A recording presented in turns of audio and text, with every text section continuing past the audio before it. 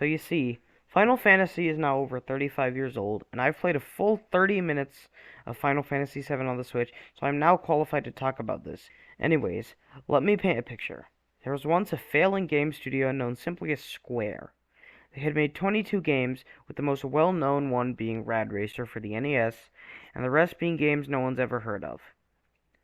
And at that point, Square was on the verge of bankruptcy.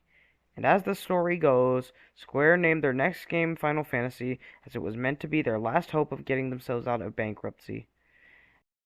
However, I learned today that in 2015, one of the game's designers, Hironobu Sakaguchi, said that Square wanted to create a game that would abbreviate to FF.